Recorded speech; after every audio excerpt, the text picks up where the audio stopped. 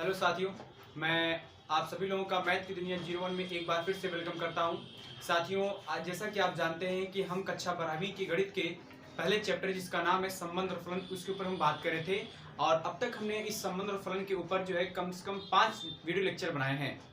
और ये आपका 6वां वीडियो लेक्चर है जिसमें केवल हम प्रश्न 1 के 5वें प्रश्न के ऊपर बात करेंगे, क्योंकि मैंने कहा था इसके पिछले वीडियो लेक्चर में कि प्रश्न 1 में टोटल 5 प्रश्न हैं, जिसमें 4 प्रश्न को मैंने डिस्कस कर लिया था 5वें लेक्चर में। 5वां क्वेश्चन मैंने इसलिए छोड़ा था क्योंकि इसमें 5वें क्वेश्चन में 5 क्वेश्चन अलग से थे, जैसा कि मैंने यहाँ पर लिखा भी हुआ है।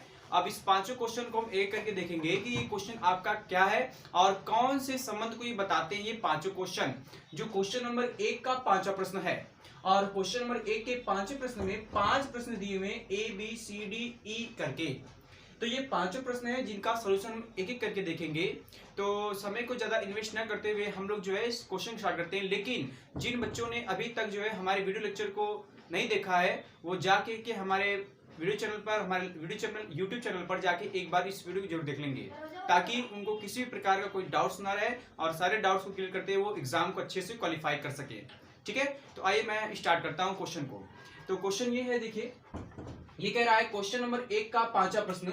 और क्वेश्चन नंबर 1 का 5वां प्रश्न ये कहता है क्या कि किसी विशेष समय पर किसी नगर के निवासियों के समुच्चय में निम्नलिखित संबंध R इस प्रकार है, जिसमें से पहला A वाला बोल रहा है कि R x, y ये एक प्रकार का क्रमिक युग्म है x, y such that x तथा y एक ही स्थान पर कार्य करते हैं।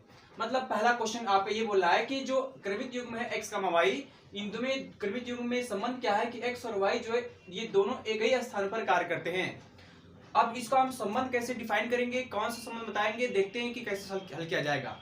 तो पहले मैं इस क्वेश्चन को नोट करता हूं यहाँ पर कि आपका जो संबंध R दिया है वो R इस प्रकार है कि R बराबर मझले वर्ग में क्रमिक युग्म x, y सच दैट इस प्रकार है कि x तथा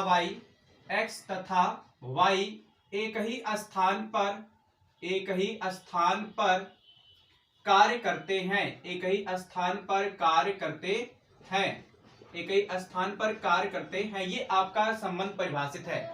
अब इससे एक निष्कर्ष ये निकल सकता है क्या कि जो x और y हैं ये दोनों के दोनों एक ही स्थान पर कार्य कर रहे हैं। अगर मैं केवल x की बात करूं तो x आपका उसी जगह काम करेगा। तो इसका मतलब मैं ये कह सकता हूं क्या कि इससे मैं इस निष्कर्ष निकाल सकता हूं क्या, इसलिए चूंकि ये निष्कर्ष निकाल सकते हैं क्या कि जो x होगा वो x के स्थान पर ही कार्य कर सकता है। मतलब x बिलोंग कर सकता है आपका R में, तो इसका मतलब ये होगा, मैं कह सकता हूं क्या कि x तथा x ये कह सकते हैं इस कंडीशन के आधार पर। जैसे x, y था तो उसमें कहा कि x तथा y एक ही स्थान पर कार्य करते हैं, तो सेम x, x बिलोंग कर रहा R में, तो मैं कह सकता हूं क्या कि x तथा x एक ही स्थान पर कार्य करते हैं। और जब किसी अवयव का खुद के साथ कोई कनेक्शन होता है तो इस संबंध को हम कहते हैं स्वतुल्य संबंध। और आप देख रहे हैं कि x एक ही स्थान पर कार्य कर रहा है, तो मैं इस संबंध R को कहूंगा क्या कि इसलिए R स्वतुल्य है। R कैसा संबंध है भाई आपका? R स्वतुल्य है। ये तो आपका R स्वतुल्य हो गया। अब मैं कंडीशन नंबर 2 अप्लाई करने चाह रहा हूं, जो समित बताया जाएगा। समित में लिख रहा हूं यहाँ पर क्या कि अब समित दिखाने के लिए मान चलेंगे कि अब x, y ये बिलोंग कर रहा आपका R में। मतलब ये कि जो x, y क्रमिक युग्म है ये R के अवयव हैं। और जब x, y रहता है तो ये कहता है कि x और y जो है एक ही स्थान में कार्य करते हैं। मतलब अगर ऐसा है तो इस फॉर्म को मैं इस रूप में लिख सकता हूं, अर्थात मैं कह सकता हूं क्या कि x तथा y एक ही स्थान पर कार्य करते हैं। अच्छा, जब x तथा y एक ही स्थान पर कार्य करते हैं तो मैं इस बात को उल्टा भी कर सकता हूं कि y तथा x, मतलब इसको उल्टा कर सकते हैं, बात वही रही, इसके बाद में कोई चेंजिंग तो होगी नहीं। चाहे x तथा y बात करें, ये दोनों एक ही स्थान पर कार्य करते हैं, तो हम y तथा x भी तो वही कह सकते हैं उल्टा इसका कि y तथा x भी एक ही स्थान पर कार्य करते हैं। इसके बाद में थोड़ा ही बदलाव नहीं होगा। मतलब ये मैं कह सकता हूं क्या कि y तथा x y तथा x एक ही स्थान पर कार्य करते हैं, एक ही स्थान पर कार्य करते हैं। और जब ऐसा आता है, जब आपका x का y बिलोंग कर रहा था r में, तो इसका मतलब आपने लिखा x तथा y एक ही स्थान पर कार्य कर रहे हैं। और इसको जब आपने उल्टा किया कि y था x एक ही स्थान पर कार्य कर रहे हैं, तो हम ये कह सकते हैं क्या कि y कामा x बिलोंग कर रहा r में।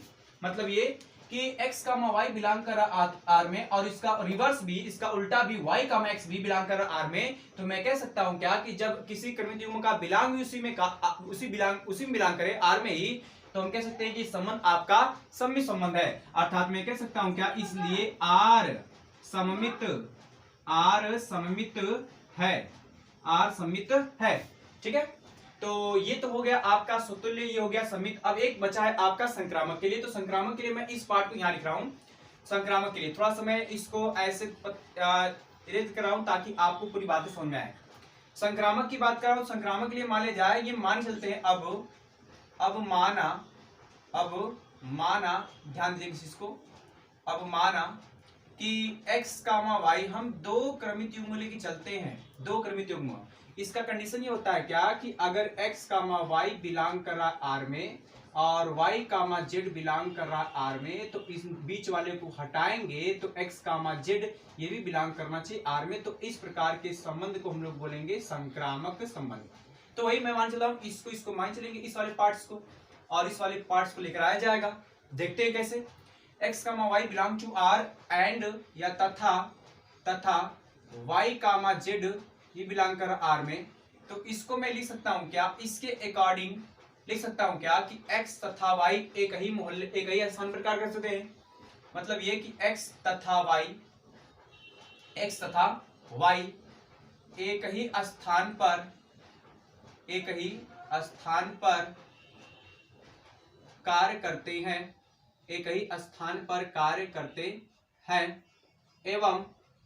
एवं अब इसकी बात कर रहा हूं मैं, एवं ये y कामा z है, इसका मतलब ये होगा कि y तथा z एक ही स्थान पर कार्य करते हैं। लिख दे रहा हूं यहां पर कि y तथा z एक ही स्थान पर कार्य करते हैं, एक ही स्थान पर कार्य करते हैं। अच्छा, यहाँ पे हम देख क्या रहे हैं कि x तथा y, पर तो इसकी बात कर रहे हैं, x तथा y एक ही स्थान पर कार्य करते हैं। और फिर बोल रहा है कि y तथा z भी एक ही स्थान पर कार्य करते हैं। जब x और y एक ही स्थान पर कार्य कर रहे हैं और y और z भी एक ही स्थान पर कार्य करते हैं, तो मैं ये कह सकता हूं क्या कि x और z ये भी तो एक ही स्थान पर कार्य कर सकते हैं। अर्थात मैं ये निष्कर्ष लिख सकता हूं क्या यहाँ पर कि इट इंप्लाइज दैट कि x तथा z एक ही स्थान पर कार्य करते हैं। और जब ऐसा निष्कर्ष आता है तो मैं कह सकता हूं क्या कि x comma z belong to क्या r। और जब x कामा y बिलोंग कर रहा r में, y कामा z बिलोंग कर जाए r में, बीच वाले घटाएंगे तो x कामा z बचेगा, ये बिलोंग करना चाहिए r में। तो मैं कह सकता हूं कि r आपका संक्रामक है। तो देयरफॉर मैं लिख सकता हूं क्या, इसलिए r संक्रामक है। r क्या है भैया, आपका संक्रामक है। ठीक है, इसका मतलब r आपका स्वतुल्य भी है, r आपका सममित भी है और r आपका संक्रामक भी है। r आपका जो पांचवें का पहला पॉइंट था a वाला, इसमें r जो संबंध इस प्रकार परिभाषित था, ये स्वतुल्य भी है, सममित भी है और क्या है, संक्रामक है। तो मैं लास्ट लाइन में यहाँ पर आप इसको लिखिएगा कि अतः r स्वतुल्य कामा सममित तथा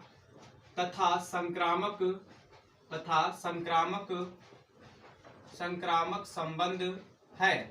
ये तीनों प्रकार के संबंधों को बताता है। ठीक है, तो ये आपका पहला क्वेश्चन फाइनल क्लियर हो गया है। जो पहले क्वेश्चन का पांचवा पॉइंट था, पांचवें पॉइंट का पहला पॉइंट, जिसे आपका 5 पॉइंट यहाँ पर है, तो पांचों पॉइंट में से मैंने पहला पॉइंट क्लियर किया है। और पांचवें पॉइंट के बाद जो पहला क्वेश्चन इसको क्लियर करने के बाद हम दूसरे, तीसरे, चौथे और पांचवें की बात करेंगे। एक बात ध्यान देगा कि जो पहला क्वेश्चन है ये और दूसरा क्वेश्चन ये दोनों क्वेश्चन लगभग एक जैसे हैं। यहाँ पर आपका एक स्थान है, यहाँ पर एक मोहल्ला है और तो कोई चेंजिंग है नहीं।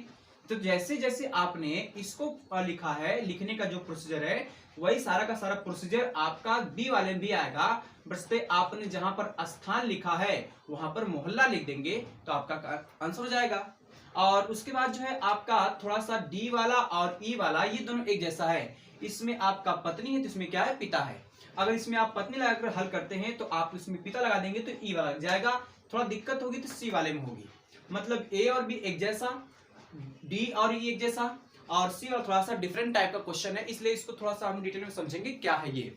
बहरहाल ये आपका पहला क्वेश्चन है, बस इसमें लिखने का तरीका आपको पता होना चाहिए कैसे कैसे में लिखना है और लिखकर बताना है कि कौन सा संबंध आपका होगा। ठीक है, तो अब मैं स्टार्ट करता हूं। तो साथियों हमने जो है पहले क्वेश्चन को सॉल्व करने के बाद अब आते हैं क्वेश्चन नंबर बी के। बी देखते हैं क्या है।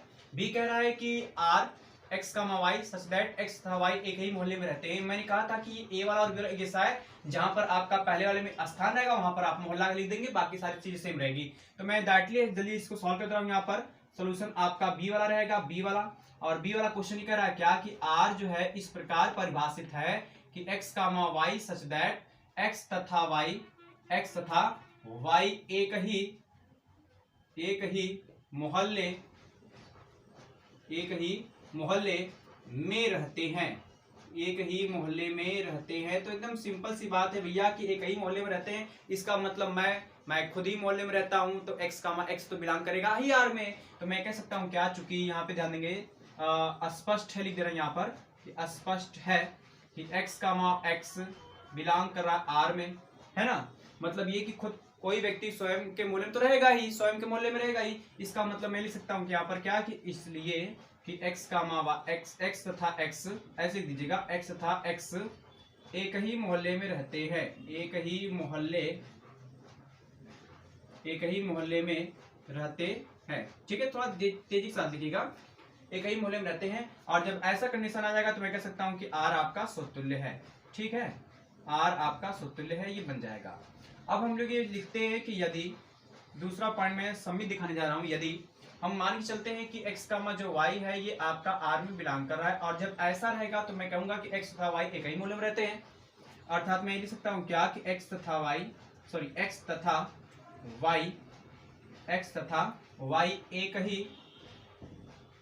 एक ही मोहल्ले में रहते हैं, एक ही मोहल्ले में रहते हैं। और जब ऐसा आएगा तो इस बात को मैं उल्टा भी कर सकता हूँ कि अगर x और y जो है एक ही मोहल्ले में रहते हैं तो y और x भी एक ही मोहल्ले में रहेंगे। उल्टा भी हो सकता है भाई, कोई ऐसा तो है नहीं कि x चला गया अपने घर और y चला गया अपने घर, या इन दोनों का मोहल्ला चेंज हो गया। भाई जब x और y एक ही मोहल्ले में रहते हैं तो y और x भी एक ही मोहल्ले में रहेंगे। तो भैया मैं कह सकता हूँ क्या कि y तथा x एक ही मोहल्ले में रहते हैं। मोहल्ला मतलब जो आपका नगर पालिका में आता है, और ग्राम मतलब जो आपका मतलब जिसमें प्रधानी का चुनाव लड़ा जाता है। ठीक है ना। जब ऐसा आ गया तो मैं इस बात की निष्कर्ष निकाल सकता हूं क्या कि y कामा x ये आपका बिलोंग करेगा आर में, और जब y कामा x बिलोंग करेगा आपका आर में तो मैं कह सकता हूं क्या, इसको मैं यहाँ लिख रहा हूं, इसको मैं इस बात से कह सकता हूं क्या, ध्यान दीजिएगा, कह सकता हूं कि r आपका सममित है, आर आपका क्या है भाई, सममित है। ठीक है, ये दूसरा पॉइंट हो गया।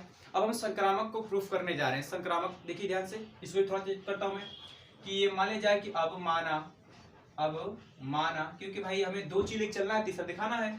माना क्या, माना कि x कामा y ये बिलोंग करा आपका आर में, एंड जो आपका y कामा z है ये भी बिलोंग करा आपका आर में, ये z है। ठीक है ना, z है। तो इसका रिजल्ट हम लिखेंगे यहाँ पर कि अगर x कामा y रहेगा तो इसका मतलब क्या होगा कि x तथा y एक ही मोहल्ले में रहते हैं, एक ही मोहल्ले में रहते हैं, तथा एक ही मोहल्ले में रहते हैं, एवं अब इसकी भी बात मैं कर रहा हूं कि y तथा z एक ही मोहल्ले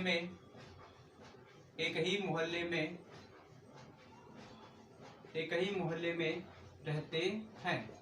ठीक है भाई, अर्थात मैं देख क्या रहा हूं कि अगर x और y जो है एक ही मोहल्ले में रहते हैं, y और z भी एक ही मोहल्ले में रहते हैं, तो इससे मैं निष्कर्ष निकाल सकता हूं कि x और z भी आपका एक ही मोहल्ले में रहेंगे। तो ये बात मैं ये कह सकता हूँ क्या भाई कि x तथा z एक ही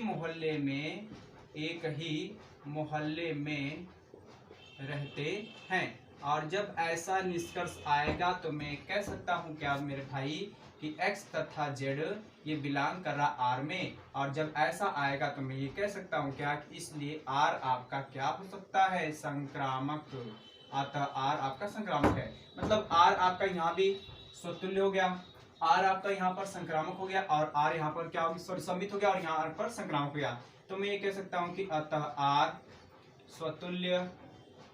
स्वतुल्य कामा सम्मित तथा संक्रामक है। ये तीनों प्रकार के संबंध को प्रदर्शित करता है। ठीक है, तो ये आपका मैं थोड़ा जल्दबाजी में किया हूं क्योंकि ये आपका पहला क्वेश्चन एक तरह था बी वाला, बस यहाँ पर स्थान तो यहाँ पर मोहल्ला है और कोई चीज है नहीं। अब थोड़ा इसी के ऊपर बात करेंगे, डिस्कस करेंगे अच्छे से, ताकि देखते हैं कि क्वेश्चन में आपसे क्या बोल रहा है। ठीक है, तो एक बार मैं बी वाले मिटा हम सी वाला स्टार्ट करते हैं। ठीक है, आइए देखते हैं सी वाला। ओके,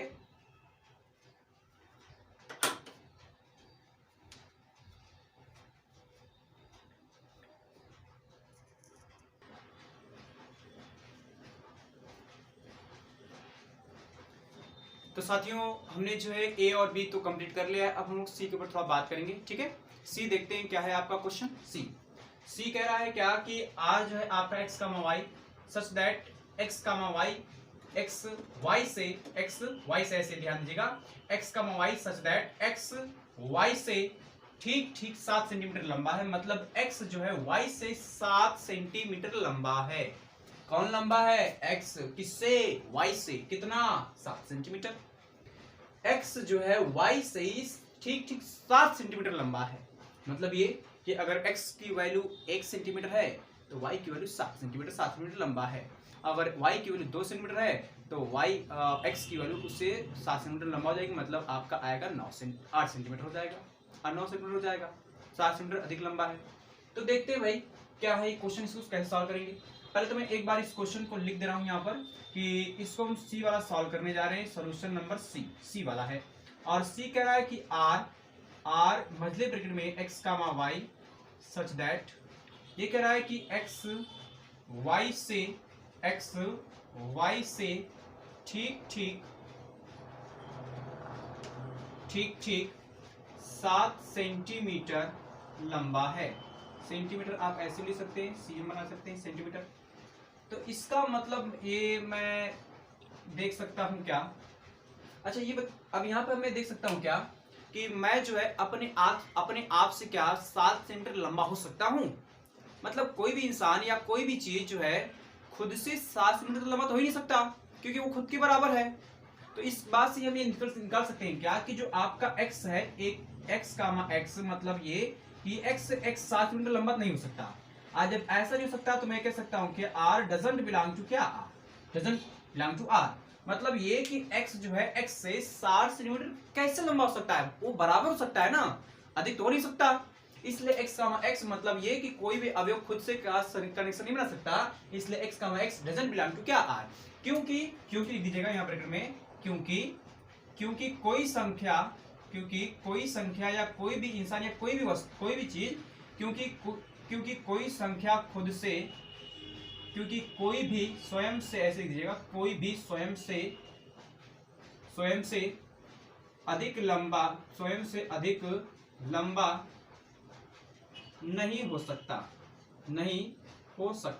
ये भाई एकदम प्योरली साफ आपको नजर दिखना चाहिए कि कोई भी चीज अपने आप से कैसे लंबा हो सकती है। वो भले अपने आप के बराबर जाए खुद के कनेक्शन के साथ, बल्कि लंबा तो नहीं सकता। इसलिए जो है आपका x comma x doesn't belong to r, क्योंकि आपका कोई भी स्वयं के साथ अधिक लंबा नहीं हो सकता। तो ये तो आपका जब क्लियर हो गया तो हम ये कह सकते हैं क्या, इसलिए r आपका स्वतुल्य नहीं है, क्योंकि भैया खुद के साथ कनेक्शन बन ही रहा है, इसलिए r आपका स्वतुल्य नहीं है। चलिए ये तो हो गया भाई। अब इसका देखते हैं, उल्टा देखते हैं कि हम थोड़ा सा सम्मित सिद्ध करने के लिए जा रहे हैं। सम्मित में लिए क्या करेंगे कि यदि मान लेंगे कि यदि आपका जो है x कामा y ये बिलोंग कर रहा r में, तो इसका निष्कर्ष ये निकलता है कि अगर x कामा y r का अवयव हो तो मैं कह सकता हूं कि x जो है ये y से ठीक 7 सेंटीमीटर लंबा है, ऐसा मैं बोल सकता हूं। तो भैया मैं ये बोल सकता हूँ क्या कि x जो है ये y से किससे, y से ठीक ठीक 7 सेंटीमीटर लंबा है। 7 सेंटीमीटर क्या भाई लंबा है, ठीक है, ये बोल सकता हूं। अच्छा, x लंबा है किससे, y से, कितना, 7 सेंटीमीटर। तो क्या इस बात को मैं उल्टा कर सकता हूं, मतलब y जो है x से 7 सेंटीमीटर लंबा तो होगा नहीं, बल्कि छोटा होगा, है ना। तो मैं ये निष्कर्ष निकाल सकता हूं क्या कि y जो है वो x से 7 सेंटीमीटर छोटा है, लंबा तो है नहीं भैया, छोटा है ना। इसका मतलब ये है कि अर्थात लिख सकता हूं क्या कि x बड़ा है, x बड़ा है किससे, y से, ये निकाल सकता हूं। इसका मतलब ऐसा रिजल्ट मेरे पास कहीं से आने वाला नहीं है जिससे मैं कह सकता हूं कि y भी x से 7 सेंटीमीटर लंबा है, ऐसा तो हो नहीं सकता, क्योंकि भैया x लंबा है किससे, केवल y से, अर्थात x बड़ा है आपका, x बड़ा है y से, उल्टा तो हो नहीं सकता इसका। तो मैं कह सकता हूं क्या कि x, ध्यान दीजिएगा कि y comma x doesn't belong to r, और जब ऐसा आएगा तो मैं कह सकता हूं क्या कि इसलिए r आपका सममित नहीं है, r आपका सममित नहीं है, ये भी बोल सकता हूं, एकदम स्पष्ट है ये, ठीक है। अब हम बात करते हैं संक्रामक की। तो संक्रामक के लिए मैं क्या करूं, थोड़ा सा ऐसे इसको घेर देता हूं ताकि फिर से आपको पूरी बातें समझ में आए।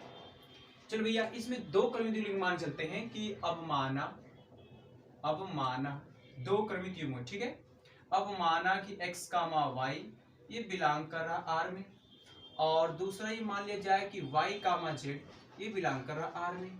तो इसका मतलब मैं लिख सकता हूं क्या कि अगर x comma y belong to r है, x comma y belong to r है, तो x y से ठीक ठीक 7 सेंटीमीटर लंबा है। इसको लिख सकता हूं क्या कि x y से ठीक ठीक, दो बार लिखना पड़ेगा, ठीक ठीक कितना भैया, 7 सेंटीमीटर लंबा है, ये बोल सकता हूं। तथा अब इसकी बात कर रहा हूं मैं, y कामा z है, तो मैं सकता हूं क्या कि y z से ठीक ठीक, दो बार इसको लिखना पड़ेगा, ठीक ठीक 7 सेंटीमीटर लंबा है, ये समझ लीजिएगा, लंबा है, मैंने लिख दिया यहाँ पर, ठीक है, लंबा है। अच्छा, यहाँ पर देख रहे हैं क्या कि x जो है y से ठीक ठीक 7 सेंटीमीटर लंबा है, मतलब x जो है y से 60 सेंटीमीटर बड़ा है, और y जो है z से 60 सेंटीमीटर बड़ा है। यहाँ पर x y से बड़ा है, यहाँ पर y z से बड़ा है। तो मैं कह सकता हूँ क्या कि भैया x जो है ये z से 7 बड़ा इस y से था, और y बड़ा होगा किससे, z से 7 सेंटीमीटर। तो x जो होगा आपका ये z से 14 सेंटीमीटर ना बड़ा होगा, 7 सेंटीमीटर बड़ा होगा नहीं, 14 सेंटीमीटर बड़ा होगा। तो मैं कह सकता हूँ क्या, इस निष्कर्ष से निकाल सकता हूँ क्या कि जो आपका x है ये z से 14 सेंटीमीटर लंबा है, जबकि मुझे चाहिए 7 सेंटीमीटर। आज जब 14 सेंटीमीटर आ गया तो मैं कह सकता हूँ क्या कि x कामा z ये डजंट बिलोंग टू r, और जब ऐसा कंडीशन आता है तो मैं कह सकता हूँ क्या कि इसलिए r आपका संक्रामक भी नहीं है, अतः r संक्रामक नहीं है, ऐसा बोल सकता हूँ मैं, संक्रामक नहीं है, अर्थात में तीनों आपका न कोई संबंध नहीं है, ना तो समतुल्य है r, ना तो सममित है r, और ना ही r संक्रामक है। इसका मतलब मैं लिख सकता हूँ क्या कि r ना तो स्वतुल्य है, न संक्रामक है, न सममित है, ऐसे लिख दिया जाए, न सममित है, और ना ही संक्रामक है, ठीक है।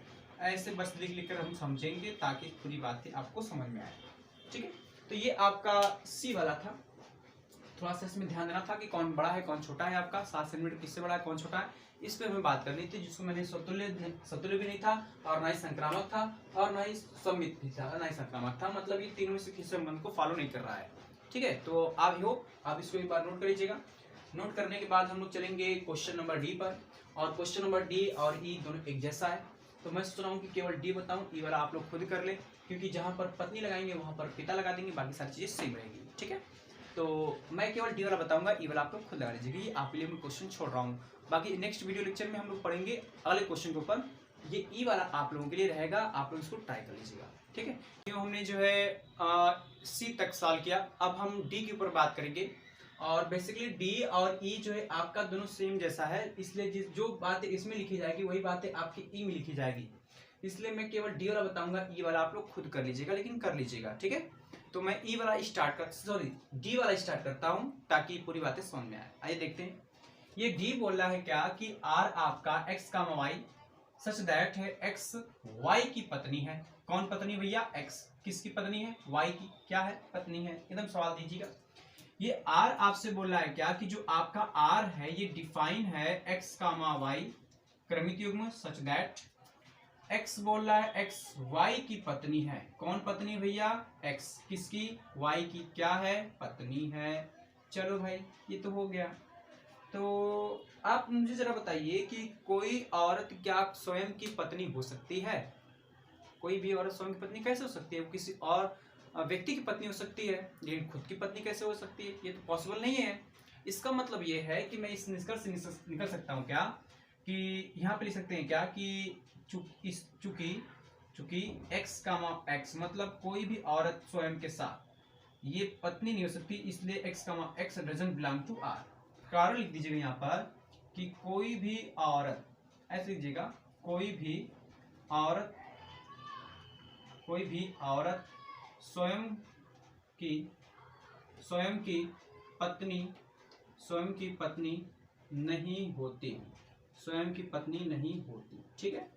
एकदम साफ साफ ही पता है आपको। तो इसका मतलब जब x का x बिलोंग नहीं कर रहा r में, तो मैं कह सकता हूं कि r आपका समतुल्य नहीं है, ठीक है। r आपका समतुल्य नहीं है, ओके। अब हम बात करेंगे सममित दिखाने के लिए। तो ये मान चला जाए कि यदि x कामा y बिलोंग कर रहा r में, तो इसका मतलब मैं लिख सकता हूँ क्या कि x जो है y की पत्नी है भैया। x जो है y की पत्नी है। कौन पत्नी? x। किसकी? y की। क्या है? पत्नी है, पत्नी है। चलो इस बात को मैं तो लिख सकता हूँ क्या।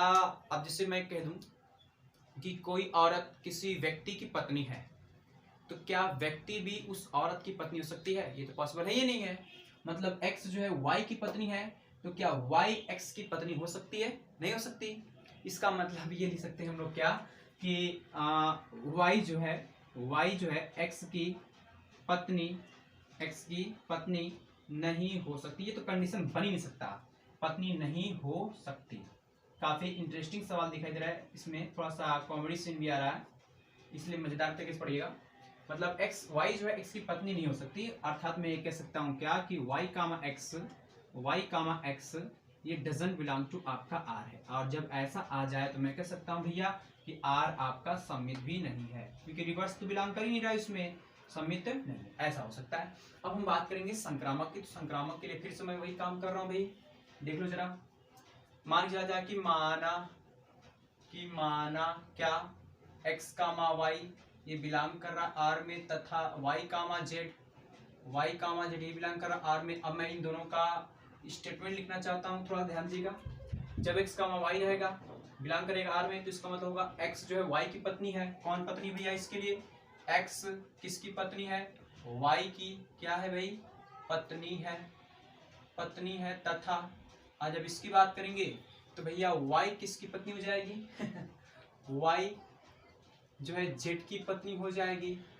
y जो है z की पत्नी हो जाएगी, है ना, पत्नी है। अब जरा मुझे एक बात बताइए कि जैसे कोई औरत किसी की पत्नी है, मतलब कोई है जो किसी की पत्नी है, और ये भी बात पॉसिबल नहीं है कि व्यक्ति जो है किसी की पत्नी हो सके, नहीं हो सकता ये।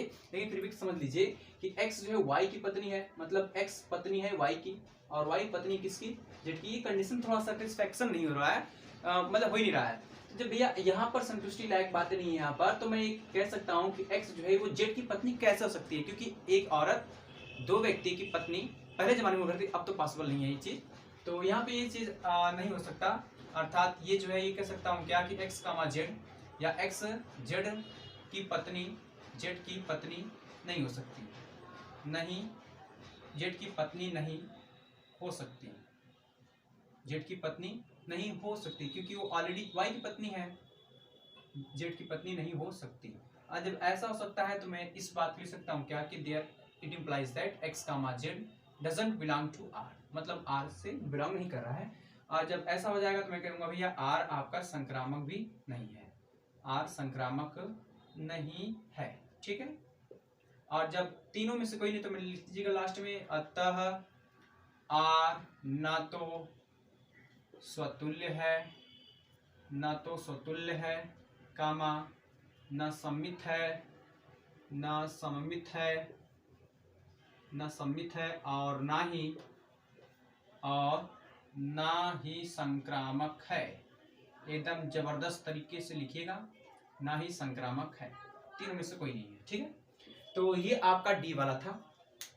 ई वाला आप लोग जो है खुद ट्राई करिएगा, बस पत्नी जहाँ रहेगा वहां पर पिता लगा दीजिएगा, बाकी सारी चीज सेम लिखना रहेगा।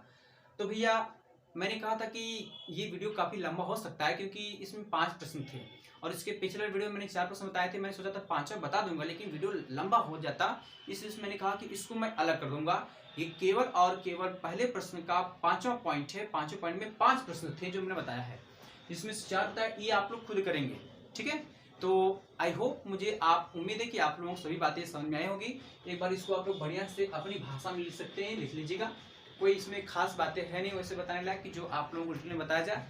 बाकी हम लोग चलेंगे अगले वीडियो लेक्चर में क्वेश्चन नंबर 2 के ऊपर, और क्वेश्चन नंबर 2 में जितने भी सवाल आएंगे उसको भी क्लियर किया जाएगा, ठीक है। चैप्टर थोड़ा सा अभी इजी है, बाकी आने वाले समय में ये चैप्टर जब हम लोग आगे बढ़ते जाएंगे थोड़ा सा डिफिकल्ट होता जाएगा। इसलिए जितने भी मेरे वीडियो लेक्चर हैं आप सभी वीडियो लेक्चर को 1 बाय 1 करके देखिएगा और नोट्स अच्छे से तैयार रखिएगा ताकि आपको पूरी बातें समझ में आए, ठीक है। तो हम मिलते हैं नेक्स्ट वीडियो लेक्चर में, तब तक के लिए आप सभी लोगों का थैंक यू, और thank you for the watching this video. And मेरे चैनल को थोड़ा सा लाइक भी करिएगा, सब्सक्राइब भी करिएगा और शेयर भी जरूर करिएगा। Thank you.